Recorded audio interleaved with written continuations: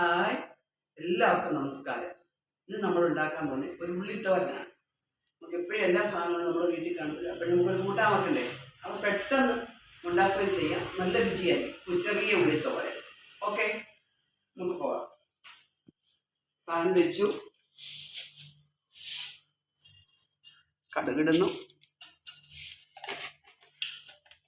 അതിൻ്റെ കൂടെ തന്നെ ഉഴുന്ന് പരിപ്പ്,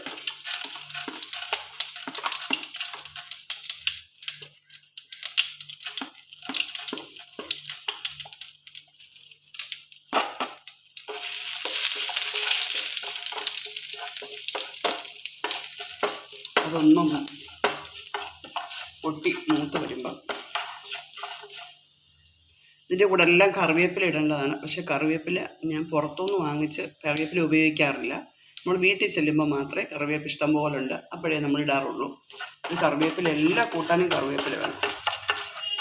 പച്ചക്കറിക്കടയിൽ ഞാൻ വാങ്ങിക്കാറില്ലാത്തതുകൊണ്ടാണ് ചേർക്കാറ്.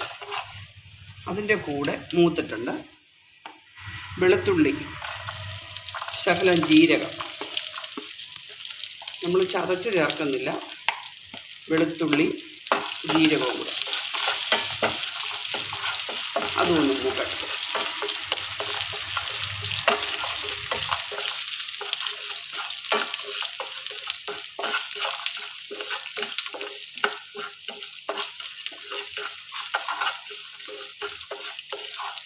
വെളുത്തുള്ളി ഒന്ന് മൂത്ത് വരാം. വെളുത്തുള്ളിയും ജീരകം, ചെറിയ ജീരകമാണ്, ഒക്കെ ശകലം ചേർത്താൽ മതി.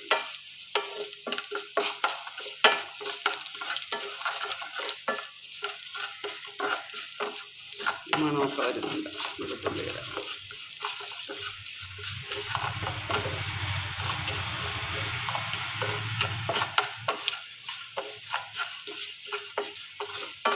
സവാള കൊണ്ട് ഇതുപോലെ തോരനുണ്ടാക്കാം, പക്ഷേ അത്രയും രുചി വരത്തില്ലെന്നേ ഉള്ളൂ. ചെറിയ ഉള്ളിയാണ് അതിന് ഏറ്റവും നല്ലത്.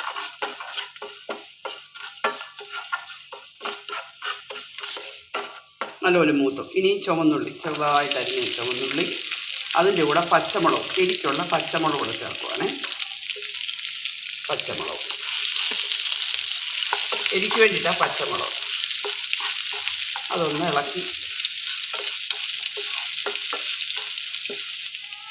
തേങ്ങ ചതച്ചതും മല്ലിപ്പൊടി, മഞ്ഞൾപ്പൊടിയും കൂടെ അതും അതിൻ്റെ കൂട്ടത്തില്ല.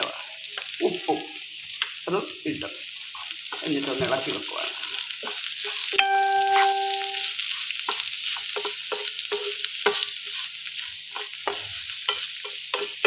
ഇനി അതവിടെ ചെറിയ തീയിലിരുന്ന് വേവണം. ഇനി തട്ടിപ്പൊത്തി വെച്ച് അടച്ചു വെക്കുവാണേ. ഏറ്റവും ചെറിയ തീയിലിരുന്ന് വേവണം. ഓക്കെ, ഇനി വെന്തിട്ട് നമുക്കെടുക്കാം.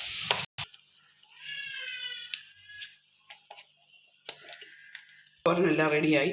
ഞാൻ ലാസ്റ്റിൽ ശകലം നെയ്യ് കൂടെ ചേർക്കുക.